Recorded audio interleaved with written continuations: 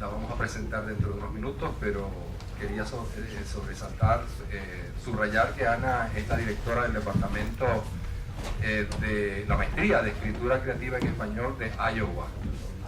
Así que es nuestra competencia. Exacto, Coca-Cola, Pepsi-Cola.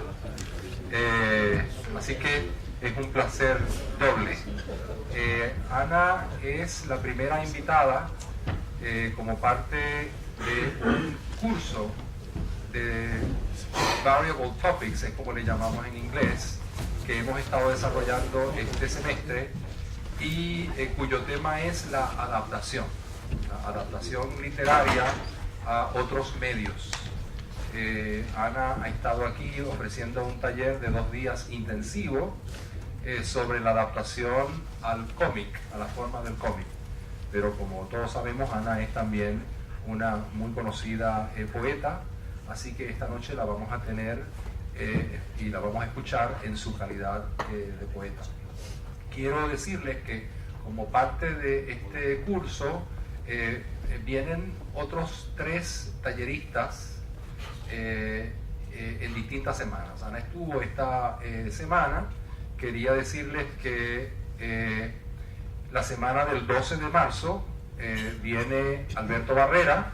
Alberto Barrera es un novelista, narrador y escritor de guiones de telenovelas venezolano, que ha trabajado en Venevisión y es el autor de muchos libros. Así que lo vamos a tener haciendo un taller de adaptación a la telenovela durante esa semana del 12 de marzo, pero ese jueves, el 12 de marzo, va a estar con nosotros en calidad de novelista, acá en el King Juan Carlos Center. Así que los jueves de la semana en la que tenemos a estos invitados, pues siempre los tendremos acá en el King Juan Carlos Center para que compartan con nosotros. Luego, la semana del 16 de abril, tenemos a la performera mexicana Jesusa Rodríguez, la extraordinaria performera mexicana, que no se la pueden perder. Pero ese jueves el evento no va a ser en el King Juan Carlos, como se trata de una performera, escogimos un espacio en el Instituto Hemisférico que dirige Diana Taylor, así que los exhorto a que ese jueves se muevan al auditorio del Instituto Hemisférico, ¿ok? Y luego, por último, ya la primera semana de mayo, el 7 de mayo, tenemos de invitado a Alfredo Castro, el dramaturgo y actor chileno, que me imagino que muchos de ustedes lo han visto en películas chilenas contemporáneas. Viene y además es el fundador del Teatro La Memoria, una compañía de teatro chilena muy importante para la historia del teatro chileno contemporáneo, y ese viene la semana del 7 de mayo también el 7 de mayo, ese jueves, tendrá una comparecencia aquí con nosotros en el King Juan Carlos. Así que sin más los dejo con Alberto Carpio, poeta y estudiante de primer año de nuestra maestría, que es el encargado de presentarnos a Ana. Buenas noches. Yo conocí a Ana Merino como poeta, sé que aquí está también como especialista en cómics, ¿no? Y la conocí hace 12 años, cuando salió en España el libro Juego de Niños, que me acuerdo muy bien que en un panorama poético español en el que todavía había cierto anquilosamiento y había algunas líneas muy dominantes, fue un libro que impactó mucho como algo que traía nuevas notas, una serie de líneas que quería comentar hoy, diferentes a los que se daba en su mundo poético, ¿no? En el mundo poético de España, ¿no? Y con ese recuerdo, cuando me dijeron que Ana venía, ¿no? Me hizo mucha ilusión presentarla y también ver hoy, después de esos 12 años, cómo sentía la lectura de ese libro especialmente, que recuerdo con mucho cariño de entonces, ¿no? Y que recordaba. Luego también leí más libros de ella a partir de entonces, no puedo hablar mucho, así que me centraré un poco en eso.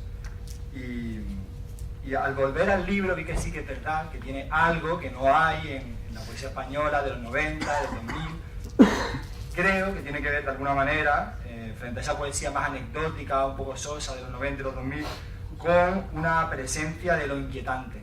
Hay algo en un libro que se llama Juegos de Niños que curiosamente lo que transmite es algo desconcertante, o a mí como lector me transmitía algo muy personal en esos ambientes que ella presenta, que no resultan personajes genéricos como los típicos personajes de la poesía de esa época, y que de alguna manera, buscando cierta representatividad, se pierden en lo general, ¿no? Aquí no, aquí se transmiten otros ambientes, y de alguna manera lo que encontraba también al volver al libro era un imaginario que no era estrictamente español, nada más que abres el libro, te encuentras con Nanas de Greyhound y ya te muestra otro mundo que de alguna manera rompe con más amplitud de mira, rompe con el horizonte de expectativa en el que el lector solía situarse entonces.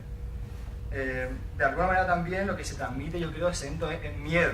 Hay una visión de la infancia que se aleja de los tópicos naif, de ternura y la imagen habitual de los niños jugando como algo fantástico, maravilloso, en un mundo aislado de cualquier peligro, y sin embargo lo que se encuentra, aunque sí hay cierta ternura en el libro, es más bien una extrañeza que tiene que ver con una muerte que a veces aparece casi rozando a niños, con una cierta amenaza, y de alguna manera ese temor de la amenaza lo que produce, o lo que a mí me produjo en la lectura, era una sensación de más vida, de una inminencia, algo que está como rondando y que hace que ante esos poemas no te quedes indiferente, que te altere, que te emociones de alguna manera perturbante quizás, perturbadora por lo menos.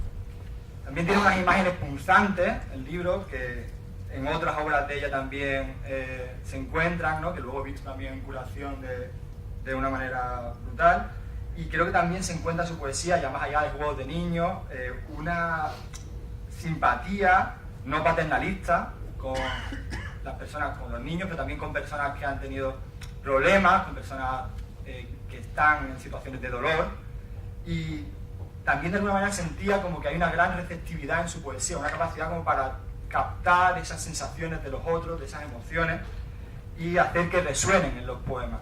De alguna manera sentía también como recordando ese pasaje de Walter Benjamin, de que se puede recorrer el mismo camino en vuelo y andando, y son dos cosas totalmente distintas las que se transmiten según cómo vayas avanzando, ¿no? Sentía como que de alguna manera en los poemas de ella había ese haber andado junto a los niños, ese haber andado junto a las personas de las que hablaba, o junto a esas sensaciones que se aparecían en los poemas. Y quiero ser muy breve, solamente quería dejar dos imágenes para terminar. Una me la pasó un amigo ayer, de aquí, Matías, que era la palabra sérpigo, que es como, creo, algo que tiene que ver con los poemas, como lo que era mi experiencia lectora de los poemas de Ana, que era una herida que se va cerrando, pero también por otra parte se va abriendo. O sea, no son tampoco, aunque es un libro que sea de curación, cierres, cicatrices que se queden llanas, lisas y que parezca que no ha pasado nada. Hay algo que te recorre luego. Y para terminar, quería simplemente recordar dos versos suyos del libro Curación que dicen: el miedo es transparente y a veces lo confunden con el alma. Y dejo que ya... Sí.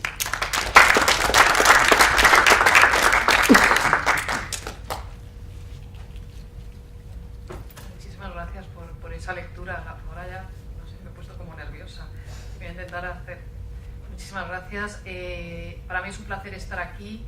Me ha encantado esta invitación, me ha encantado estar 2 días apasionados, compartiendo la pasión que siento por el cómic, y que Nueva York, la Universidad de Nueva York y el MF que tenéis me haya acogido. Rubén, gracias Sergio, gracias a todos por estar aquí, por haberme dado esta oportunidad de compartir mi pasión por algunas cosas.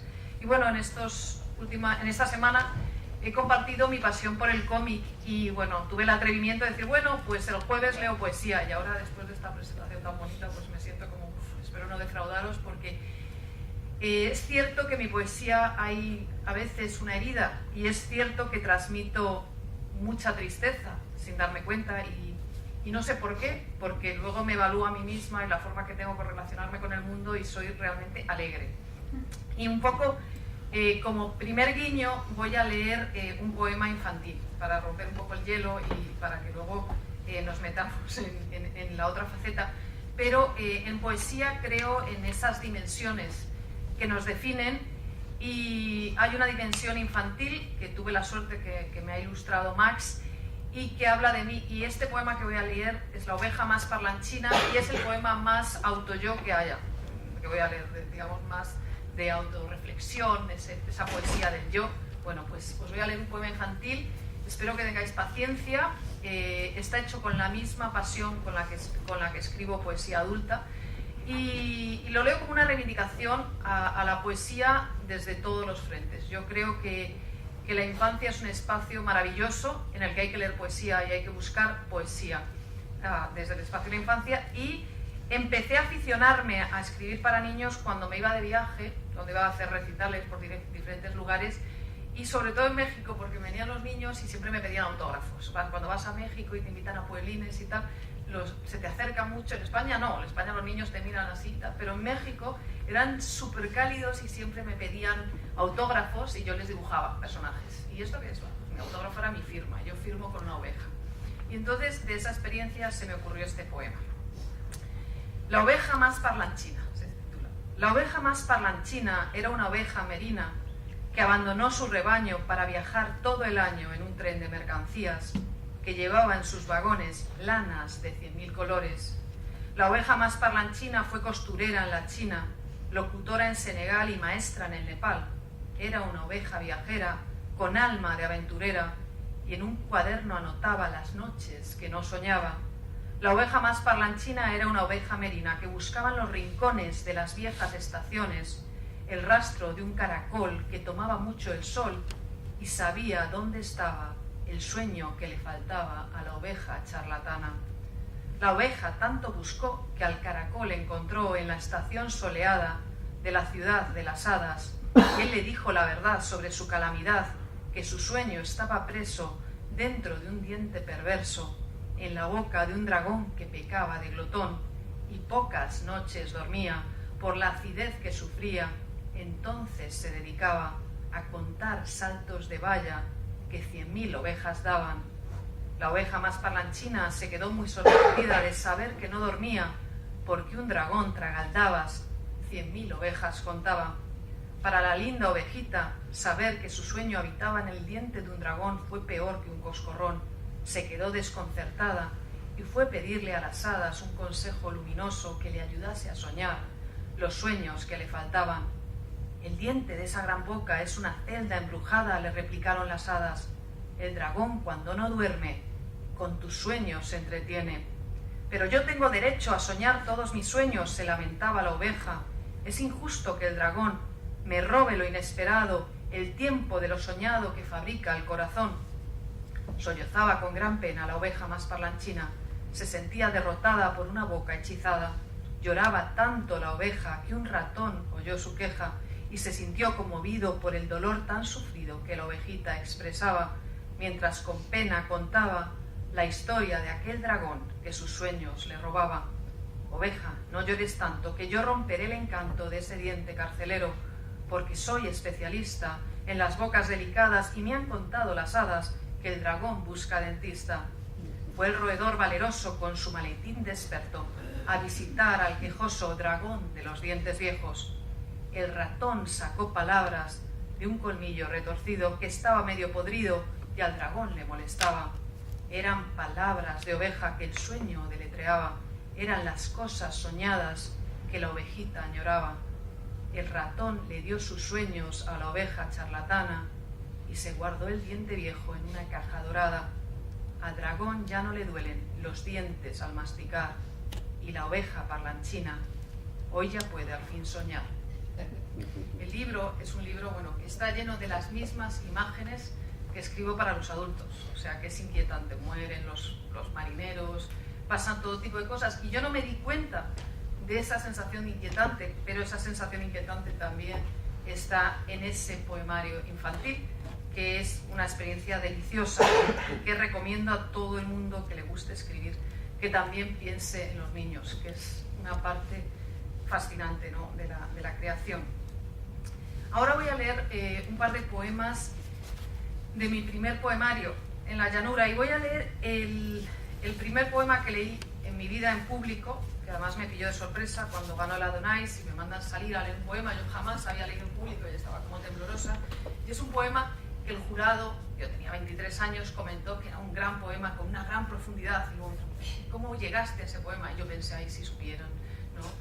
Llegué a este poema y lo voy a contar, voy a destripar al pobre poema. Yo estudié Geografía e Historia y me acuerdo que me quedó para junio, en mi época, aún no le quedaban las asignaturas, los exámenes para junio, unas partes de la asignatura de Geografía Física, y me tocó una parte de vientos, las isobaras, los vientos, un desastre de materia que me costaba mucho. Yo tengo muy mala memoria y me quedé toda la noche estudiando, firme todo lo de los vientos, los anticiclones, en fin. Y a medianoche dejé de pensar en el examen y se me ocurrió el poema. Lo vi con aquellos mapas de vientos, tal, con los anticiclones, y vi el poema. Entonces tuve que dejar de estudiar y me puse a escribir el poema. Y me pasé el resto de la noche escribiendo el poema. Es un poema breve, o sea, lo escribí, lo reescribí. Y ya cuando amaneció me fui a hacer el examen en un estado agotada y emocionada porque había escrito un poema, y aprobé de pura casualidad, o sea, saqué un 5 raspado, pero me quedó un poema muy logrado. Vamos a ver si os lo parece o no. Se titula En la llanura. Tengo que aprender a comerme las horas y a que me salgan insectos por la boca, y meterme en los oídos al viento para que me respire en sus pulmones, y todo parezca salido del bostezo de una ballena en una barca de 3 troncos con las alas pegadas al paladar, y no saber si se abrirá su ensueño a un mar o quizás a un ahogo donde sudar esta fiebre de pedazos de sol y de labios.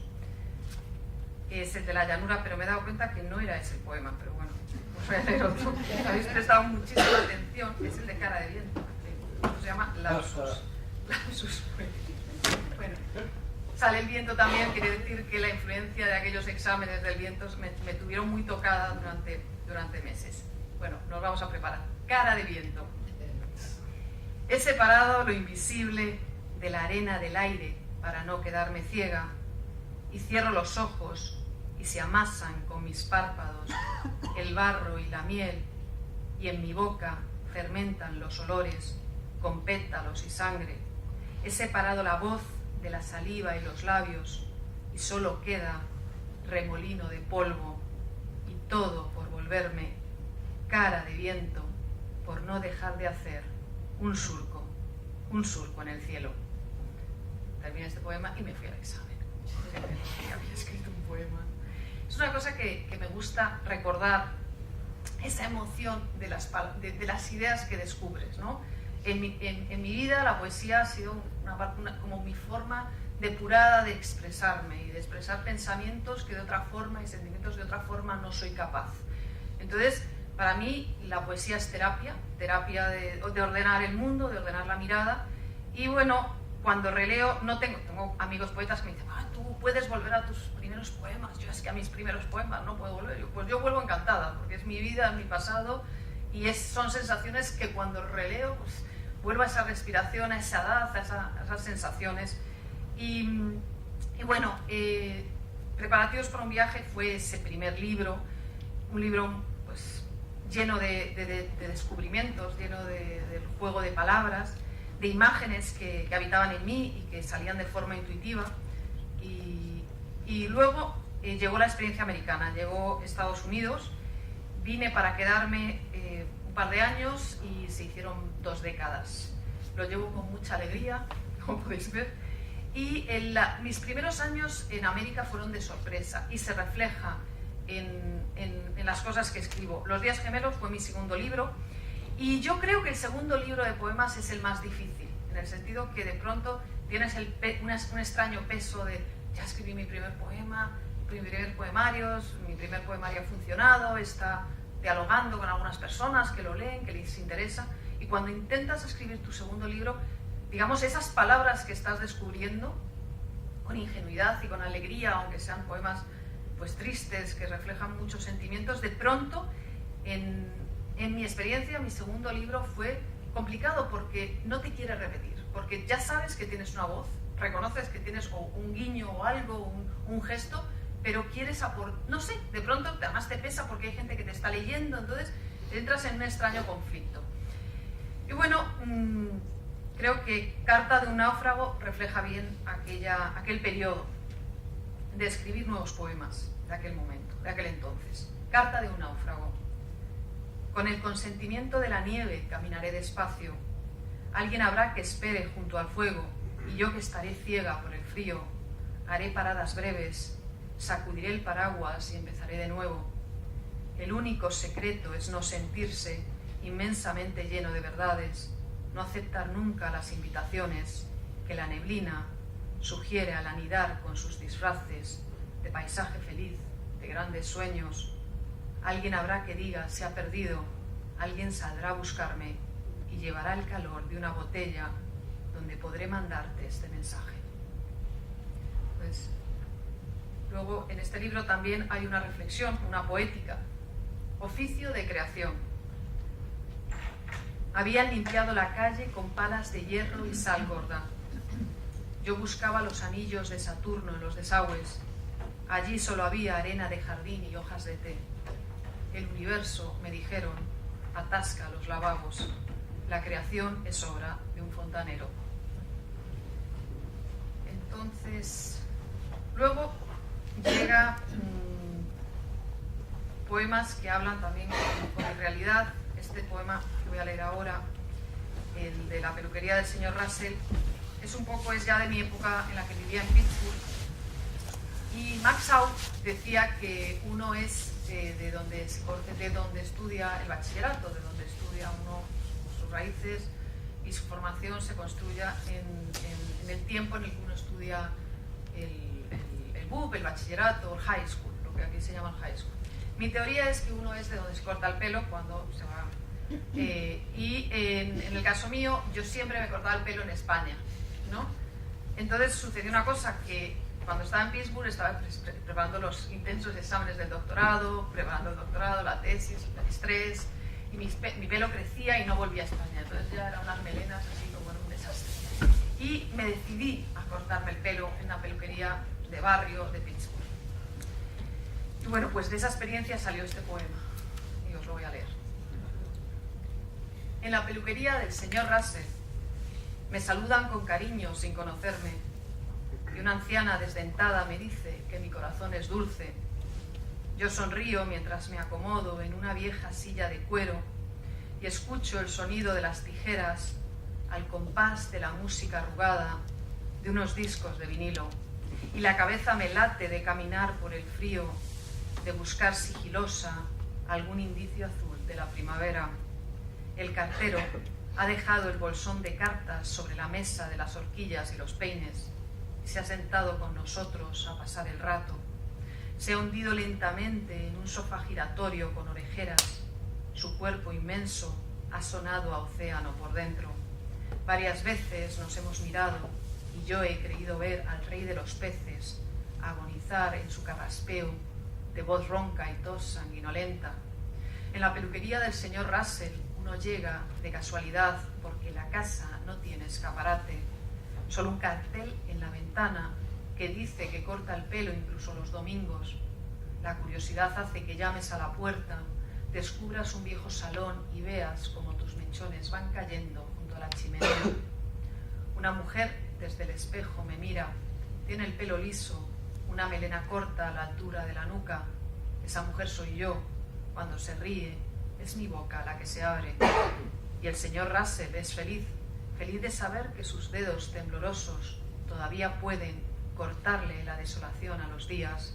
Y yo, que soy la mujer del espejo, tengo que cruzarlo para volver a casa, y y llevarme de la mano al rey de los peces para que muera con dignidad en la laguna del cementerio, el único lugar que conozco donde los árboles y el viento saben imitar el sonido de las olas y la nieve es la espuma de un océano inmóvil.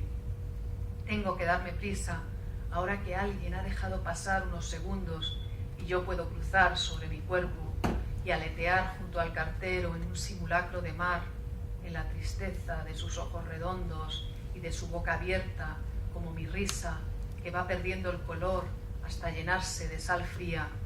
Tengo que darme prisa para despertar cuanto antes de este sueño de lápidas blancas y abrazarme a otro sueño que me desnude bajo la tierra y me haga morder la manzana del paraíso.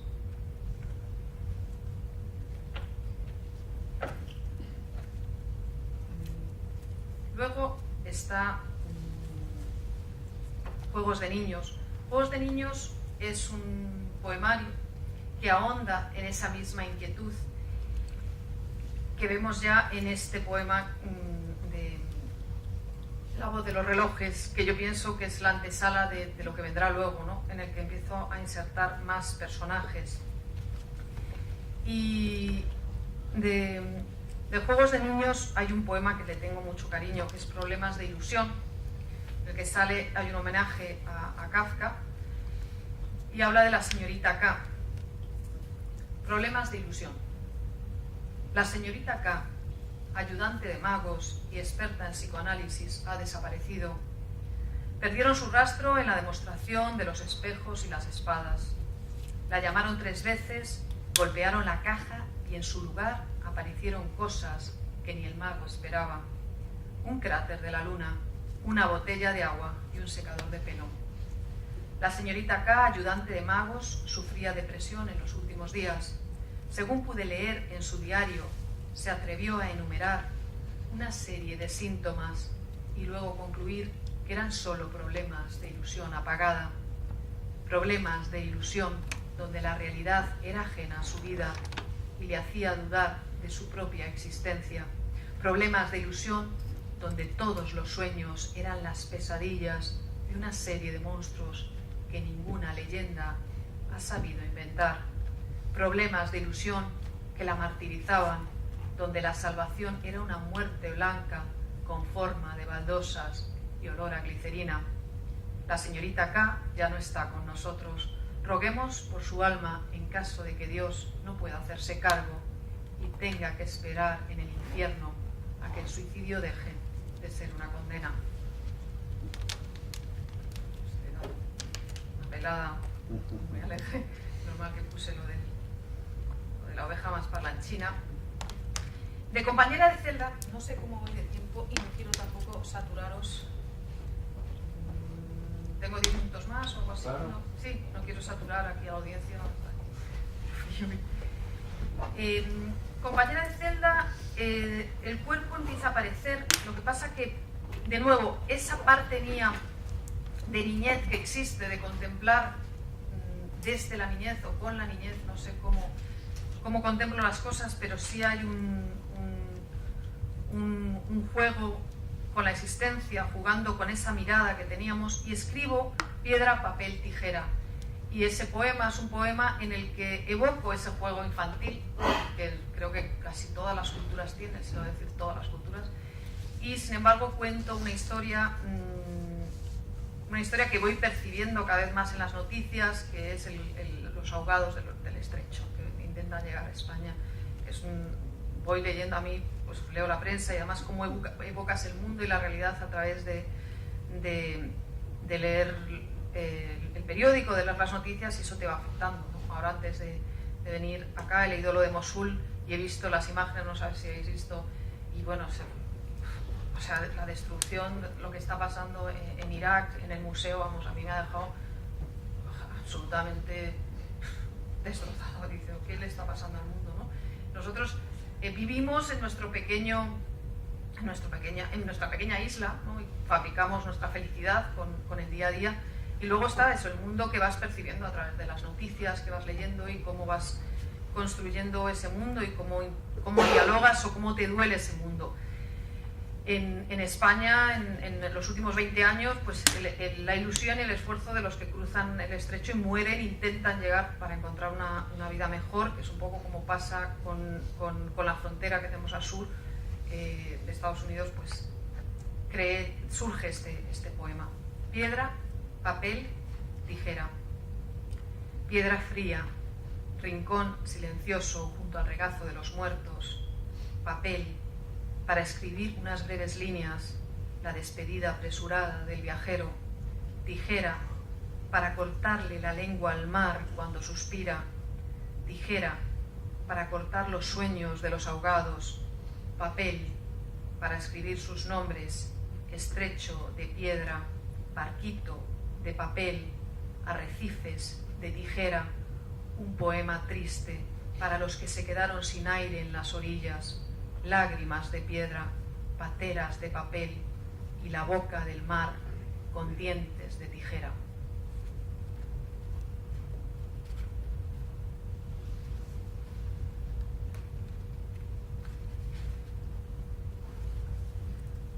Ahora voy a leer un poema que intenta explicar por qué escribo.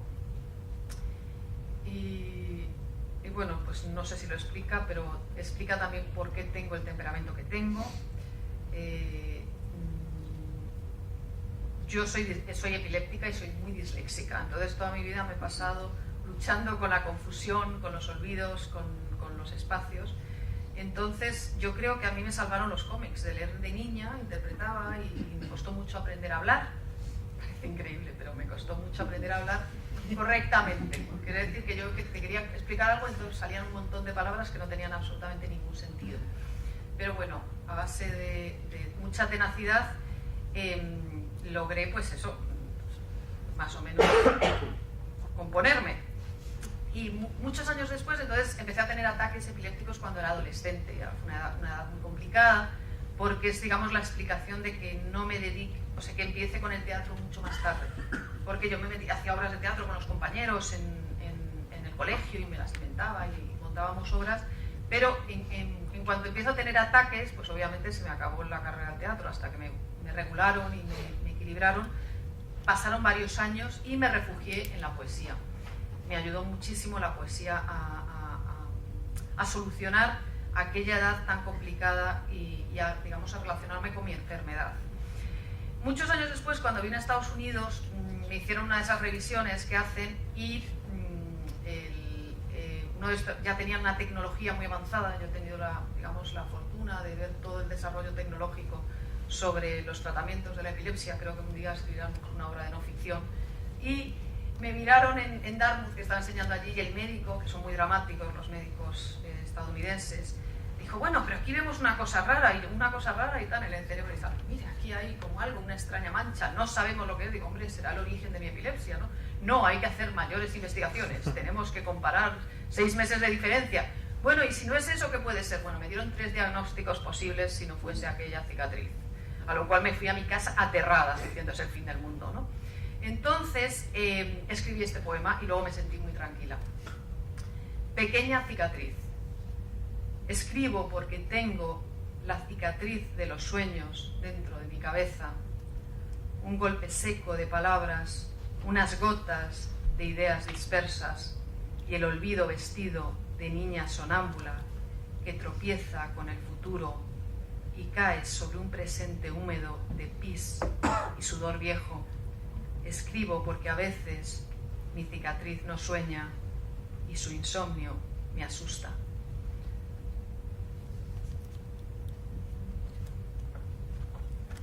Ahora voy a leer de curación una reflexión sobre el significado. También yo creo que es una pequeña poética.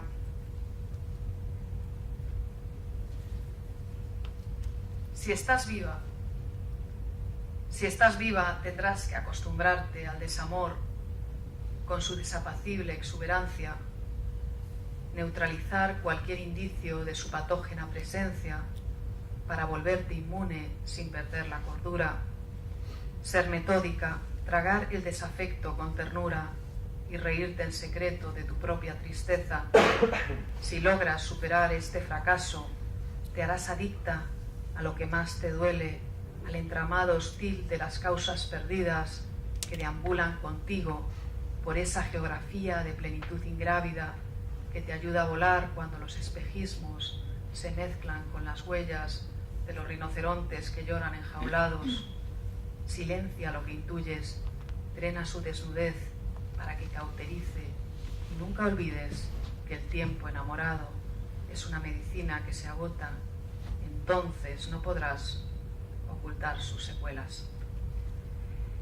Y ya, para ir terminando, voy a leer. Estoy bien de tiempo, ¿no? Sí. Voy a leer un par de inéditos.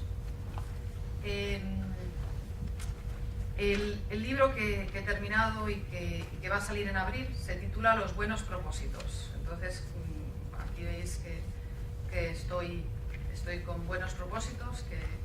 Y quiero leeros dos poemas que aparecen en el libro, que creo que reflejan bien el tono y la construcción, ¿no? Y la mirada de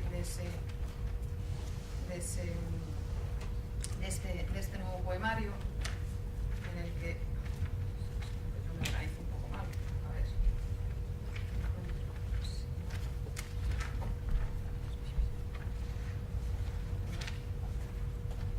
Es que quiero dar el que da título al libro para... ya lo tengo. Los buenos propósitos. En la lista de cosas por hacer está la peculiar obligación de recuperar el tiempo perdido, como si en todos esos buenos propósitos existiera una fórmula infalible para apropiarse del pasado y volverlo presente continuo. Cuando nos desnudamos, la geografía de cada cuerpo se vuelve una ciencia exacta y nos confirma que la vida temporal es para las estatuas. Esa es la arqueología que a veces nos confunde, mezclando el paladar de los esfuerzos con la madurez que da forma a la piedra y su gesto inmóvil de secretos cincelados. Los pliegues de la carne quieren parecerse a la luz evaporada del verano. La arena del cristal de los espejos es un reloj que araña cada rostro y va trazando surcos con ecos murmurados. La soledad reconvertida en todos los instantes que anidan en nosotros como abismos vacíos, ansiedades insomnes de voz distorsionada que escarban sin descanso en el vértigo extraño de la mala conciencia que nadie reconoce, pero es en realidad ese tiempo perdido que se ha vuelto a escapar y nos despierta cada rato para reírse otra vez de lo que se ha llevado. Ya, por último, os voy a leer el poema que cierra el libro. Y bueno, y luego ya pues damos paso a preguntas y a un diálogo. Me interesa muchísimo dialogar. Epílogo. De pronto yo era la reina de las cuatro esquinas. Las patas de mi cama afilaban sus uñas contra el suelo y aquel cemento áspero, sin apenas baldosas, era como una lija. Nadie estaba despierto velando por mi alma y a mí no me importaba sentir un gran vacío de insectos venenosos anidar en mi boca. Era la reina de las palabras distantes pronunciadas con meticulosidad, reina de las desdichas de los que impregnan con cera sus fracasos y habitan el enjambre de la culpa. La miel de mi reinado era un áspero puño seco que apretaba mi intestino. Yo era la reina de las cigüeñas perezosas que se alimentaban en los vertederos y confundían el plástico blanquecino con los gusanos. Yo era esa montaña de desperdicios, de pañales viejos indestructibles, de chapas, de botellas, de latas aplastadas, de mondas cítricas y huesos de pollo. Mi legado de buenas intenciones, mi reino de bondad infinita levitaba como una nube de ácaros crecidos, gigantescos y glotones. La ilusión de mi imperio, el clamor de mis súbditos, regimiento de arácnidos, ejército de alergias buscando la humedad oscura en los pliegues de las sábanas, la destilación del sudor primitivo primitivo convertido en banquete, el festín de lo invisible, abriéndose camino. Gracias.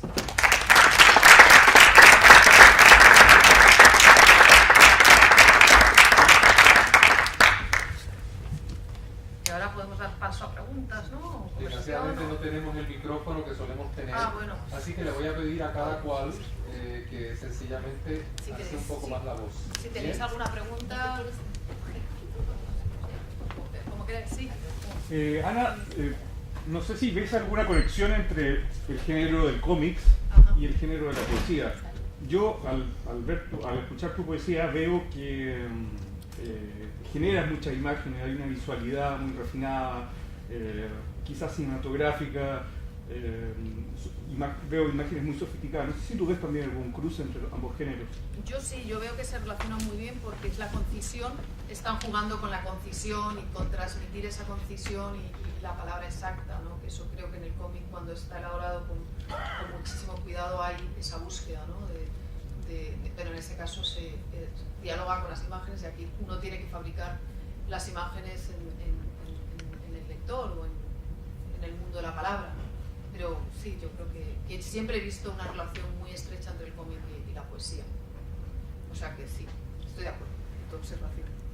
Y, por ejemplo, tú nos contabas esto de la oveja, que es tu autoimagen en el cómic. Sí, exacto, y aquí hice un homenaje, efectivamente, ¿no? Quería crear un personaje, ¿no? Aparte que me divierte mucho contar historias. Creo que todos mis poemas son una historia desde de Cara de Viento, pero de pronto cuando descubrí que podía insertar personajes, que no tenía que estar yo sola sacándome el corazón, poniéndose en la mesa, troceándolo, me ayudó bastante, ¿no? a proyectar otro tipo de sensaciones, ¿no? A experimentar con eso. Es, digamos, lo que sucede en Juegos de Niños, que empieza con la peluquería del señor Russell, así de una forma tan anecdótica como irse a cortar el pelo y que se convierta en un poema que me lleva a reflexionar sobre toda mi vida de estudiante del doctorado, ¿no? Con esos momentos que los que estáis haciendo doctorado sabéis, ¿no? Esos momentos de decaimiento que a veces que arrastras el mundo, ¿no? Entonces me redimió cortarme el pelo y disfrutar de aquel señor maravilloso que me cortó el pelo y que me inspiró, ¿no? Aquí hay que reconocerlo, me sentí inspirada y me volví a mi casa con el pelo corto y además con ganas de escribir, ¿no? Sí. Ana, quería que nos llevaran un poco al escenario en el que se produce o un poema para niños o un poema que no es para niños. Es decir, cómo tú reacomodas el espacio del poema para darle cabida a una escucha que no es adulta. Pues la verdad, a veces me sorprende, pero porque puedo moverme en diferentes discursos, ¿no? Expresivos. En el caso de... Soy una persona que le encantan los diarios, yo escribo constantemente diarios. O sea, tengo el diario de cuando era pequeña, de pasó esto, aquello. Me encanta escribir diarios y muchas veces de imágenes y de sensaciones de diarios vividas salen poemas. En el caso de los niños es que también yo de niña leía poesía. María Elena Walsh me la sé, o sea, no sé si alguno conocéis la poesía maravillosa para niños de María Elena Walsh, es que vamos. Entonces, desde muy niñina había leído poesía infantil, entonces recuperar, y luego también me gusta mucho la oralidad, la música popular en el espacio de la oralidad, ver cómo se expresa la musicalidad de las palabras. Entonces fue algo natural, y luego que hacía muchos proyectos con niños. Entonces un día dije, bueno, si estoy todo el día con niños, si voy a hacer proyectos con ellos, si les estoy contando historias, me voy a sentar y voy a poner en orden este mundo en el que estoy evocando. Con el mundo adulto realmente yo escribo como terapia existencial, o sea, para mantenerme serena y porque me ayuda mucho, es un desahogo. Hay gente que dice, ¿pero cómo dices eso, Ana? Es verdad, o sea, hay otra gente que escribe porque tiene una comunión intelectual con la filosofía de la vida, que también es una muy buena mirada, que cada uno tiene un porqué. Mi porqué es absolutamente terapéutico. O sea que... ¿Sí? ¿Alguna pregunta? Yo tengo una pregunta. Sí. Aparecen tantos animales Sí. en los de tu poesía, que quería preguntarte ¿qué piensas de los animales? Pues yo tengo muy buena relación con los animales. Yo creo que Horacio Quiroga de niña me marcó. Tenía los cuentos de la selva, ¿os acordáis? Tenía yo una edición de Tus libros y tú. Entonces, y me encantaba. O sea, y con los animales siempre tenía una relación maravillosa de niña. Y hay poemas que hablan. Los salvaba de los sádicos, de los vecinos malos que maltrataban a los animales. O sea, yo siempre me traía animales a casa, salvaba a los gatos que iban a ser lanzados al río. En fin, es un mundo con el que yo me relacionaba y sigue apareciendo, pero lo increíble, creo que también existe esa forma en la que creces como niña, ¿no? Me acuerdo, digo, ¿por qué me salen dragones? ¿Por qué me salen gárgolas? Porque yo tuve la suerte, y siempre digo, mi padre es un magnífico escritor, el escritor en casa es mi padre, José María Merino. Entonces, en sus viajes pues me llevaba a ver millones de lugares. Mis padres eran muy viajeros, entonces íbamos a ver edificios, iglesias, todo tipo de lugares recónditos. España nos la recorrimos entera. Entonces yo muchas veces me acuerdo de imágenes que he visto, que digo, bueno, esto seguro que lo saqué porque lo vi, esto fue un mural que vi, y luego te das cuenta que has ido incorporando. Porque no nos damos cuenta, pero la niñez es un periodo fundamental en nuestro imaginario, por lo menos en mi caso, es ese espacio en el que bucean todos los códigos, y de pronto, bueno, hay gente que dialoga con ella de otra forma, o que no la incorpora. Yo la he incorporado a mi mundo poético. Lo que pasa que, claro, es una niñez un poco inquietante, ¿no? Para mi sorpresa, porque yo no soy nada inquietante, o sea, no, es que hay veces que conoces a escritores que son personas inquietantes y luego escriben con una claridad y con una alegría increíble. Luego me conocen a mí y yo soy así como, sí, con un poco inquietante, y luego soy lo contrario, ¿no? ¿Alguna otra pregunta? Yo un poco ya me quedé con ganas de leer el libro de la epilepsia que vas a escribir sobre la epilepsia. Exacto, ese tratado, sí.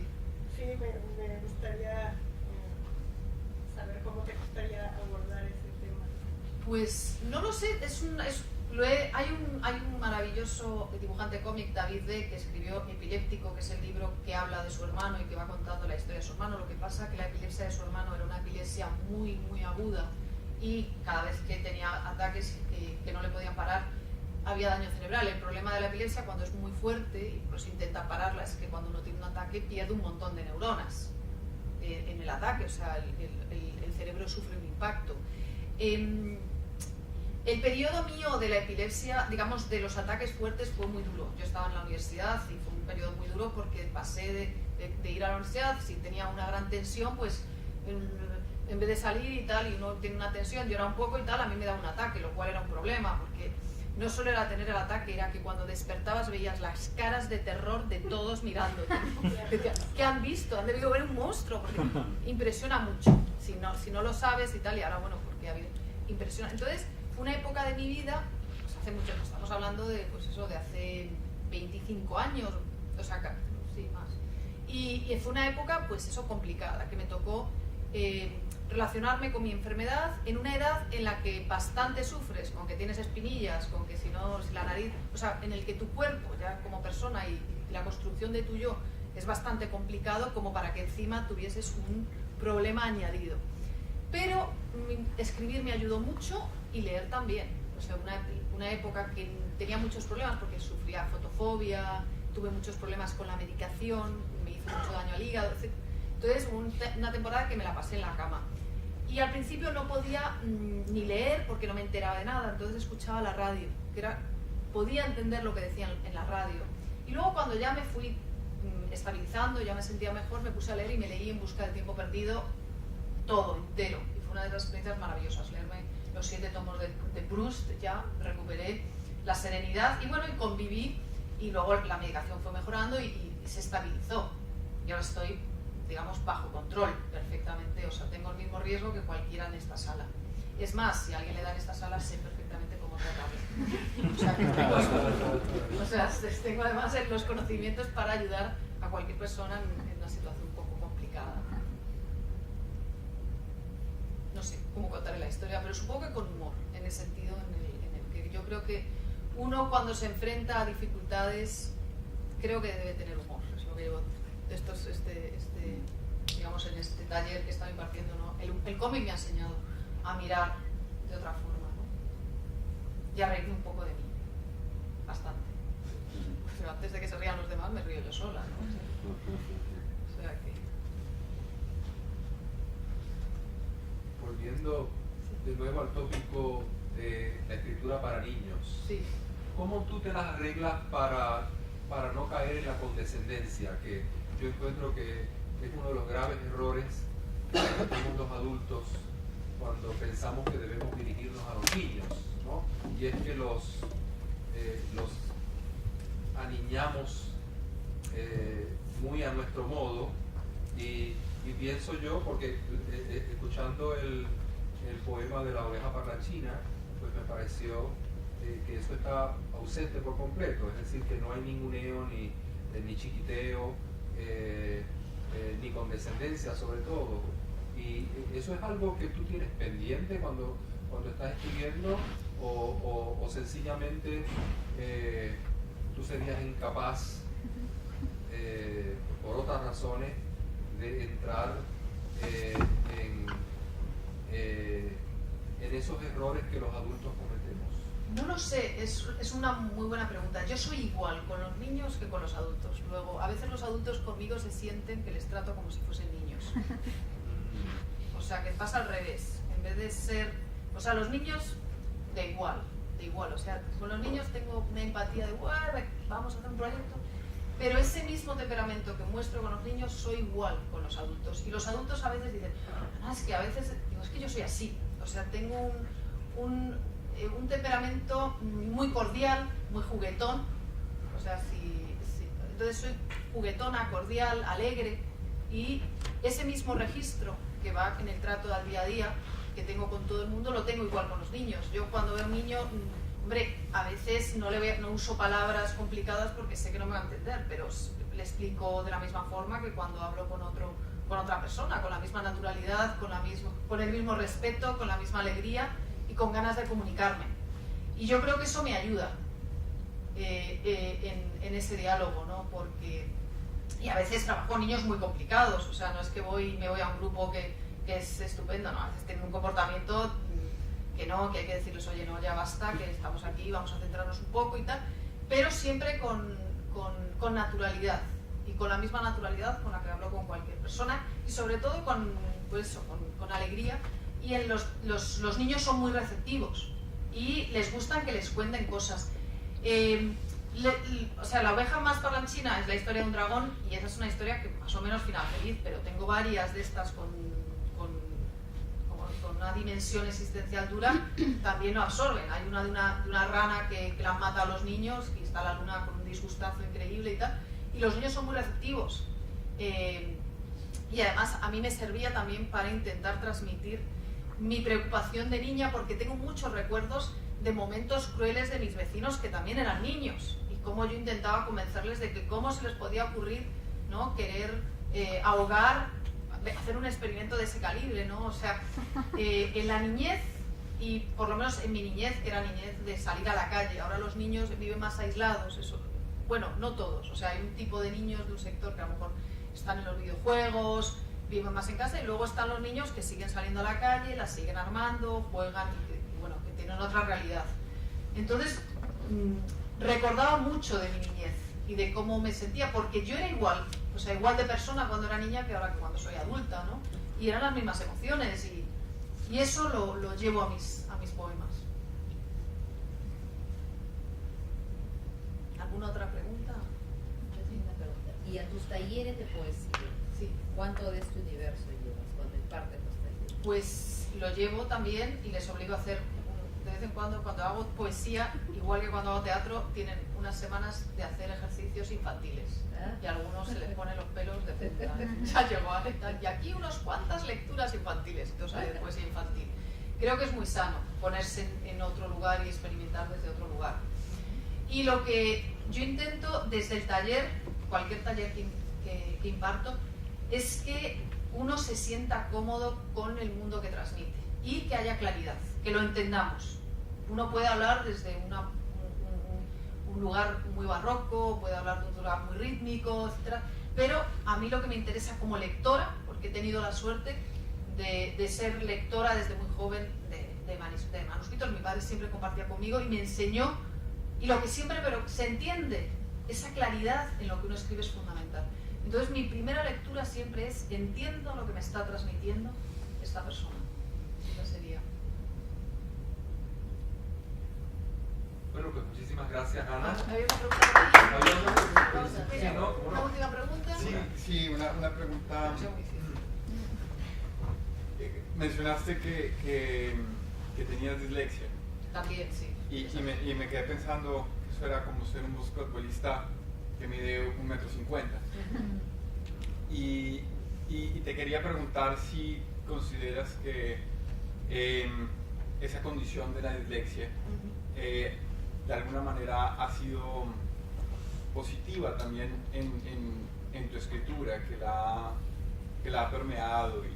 Hombre, en el caso de la dislexia lo que hace es que te cueste mucho más cuando eres niño aprender a leer y aprender a escribir, porque empiezas a confundir la P con la M, y además todavía ahora me pasa que a veces leo digo, anda, ¿qué anuncio han puesto? ¿Qué cosas dicen? Y luego digo, no, es que eso no, has cambiado todo, no están diciendo eso me pasa bastante. Luego confundo números, a veces apunto y he puesto todos los números al revés.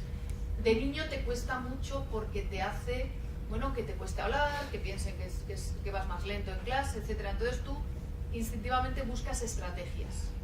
Y yo aprendí a desarrollar estrategias, y luego ya cuando te haces mayor ya descubres que todos están ligados a los problemas, pues eso, un daño cerebral, que está ahí de siempre, de nacimiento, etc. Me hizo buscar estrategias, y todo lo que sea tener pequeños retos y estrategias ayuda. Hombre, ¿cómo hubiese sido yo de otra forma? No lo sé. Pero bueno, lo que he hecho es, bueno, sí, desarrollar un tipo de personalidad. Por ejemplo, no soy una persona miedosa. En determinadas cosas puedo ser muy valiente. Yo sé que está ligado a esa falta de... No tengo sentido del ridículo. O sea, no tengo sentido. A otras personas tienen un gran sentido. Yo no lo tengo. Estoy convencida de que es algo ligado al daño cerebral. Que bien podía tener un poquito de sentido del ridículo, pero ya que no lo tengo, bueno, pues ya lo he asumido, ¿no? Pero cosas así en situaciones, o un tipo de valentía que me sale de ponerme a discutir con alguien. No te pongas a discutir con una persona que esa persona puede... O sea, en situaciones ahora he aprendido a controlarlos y a reconocer el peligro, pero cuando era joven no reconocía el peligro. Y eso he tenido que aprender. O sea que estoy muy, muy atenuada. Muy bien.